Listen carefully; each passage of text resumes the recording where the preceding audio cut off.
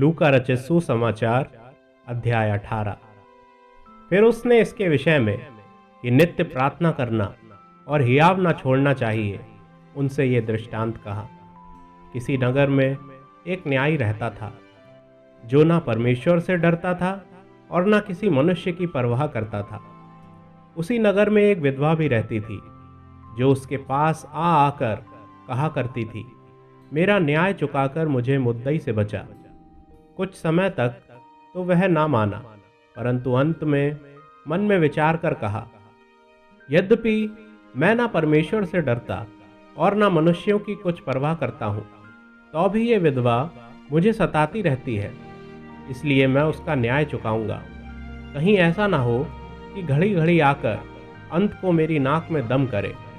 प्रभु ने कहा, सुनो, ये अधर्मी न्यायी क्या कहता है।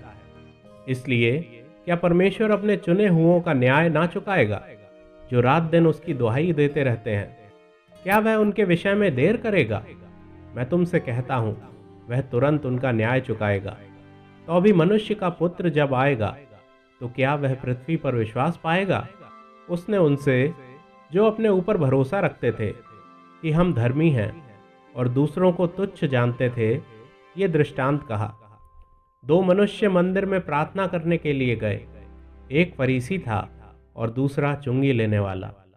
फरीसी खड़े होकर अपने मन में यूं प्रार्थना करने लगा, हे परमेश्वर, मैं तेरा धन्यवाद करता हूँ कि मैं दूसरे मनुष्यों के समान अंधेर करने वाला, अन्यायी और व्यभिचारी नहीं, और ना इस चुंगी लेने वाले के समान हूँ। मैं सप्ताह में 2 बार उपवास रखता हूँ। मैं अपनी सब कमाई का 10वां अंश भी देता हूँ।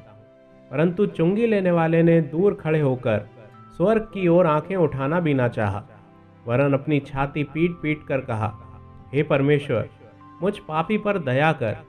मैं तुमसे कहता हूँ कि वह दूसरा नहीं, परंतु यही मनुष्य धर्मी ठहराया जाकर अपने घर गया। क्योंकि जो कोई अपने आप को बड़ा बनाएगा वह छोटा किया जाएगा, और जो अपने आप को छोटा बनाएगा वह बड़ा किया जाएगा। फिर लोग अपने बच्चों को भी उसके पास लाने लगे कि वह उन पर हाथ रखे, परंतु चेलों ने देखकर उन्हें डांटा। यीशु ने बच्चों को पास बुलाकर कहा, बालकों को मेरे पास आने दो और उन्हें मना ना करो, क्योंकि परमेश्वर का राज्य ऐसो ही का है। मैं तुमसे सच कहता हूँ कि जो कोई परमेश्वर के राज्य को बालक के समान ग्रहण ना करेगा, वह उसमें कभी प्रवेश करने ना पाएगा। किसी सरदार ने उससे पूछा, हे उत्तम गुरु, अनंत जीवन का अधिकारी होने के लिए मैं क्या करूं? यीशु ने उससे कहा, तू मुझे उत्तम क्यों कहता है? कोई उत्तम नहीं, केवल एक, अर्थात परमेश्वर। तू आज्ञाओं को तो जानता है, व्यभिचार न करना, हत्या न करना और चोरी न करना, झूठी गवाही न देना, अपने पिता और अपनी माता का आदर करना। उसने कहा, मैं तो इन सब को लड़कपन से ही मानता आया हूँ। ये सुन यीशु ने उससे कहा, तुझ में अब भी एक बात की घटी है। अपना सब कुछ बेचकर कंगालों को बांट दे और तुझे स्वर्ग में धन मिलेगा, और आकर मेरे पीछे हो ले। वह ये सुनकर बहुत उदास हुआ, क्योंकि वह बड़ा धनी था। यीशु ने उसे देखकर कहा, धनवानों का परमेश्वर के राज्य में प्रवेश करना कितना कठिन है। परमेश्वर के राज्य में धनवान के प्रवेश करने से ऊंट का सुई के नाके में से निकल जाना सहज है। इस पर सुनने वालों ने कहा, तो फिर किसका उद्धार हो सकता है? उसने कहा, जो मनुष्य से नहीं हो सकता वह परमेश्वर से हो सकता है। पतरस ने कहा, देख, हम तो घर बार छोड़कर तेरे पीछे हो लिए हैं।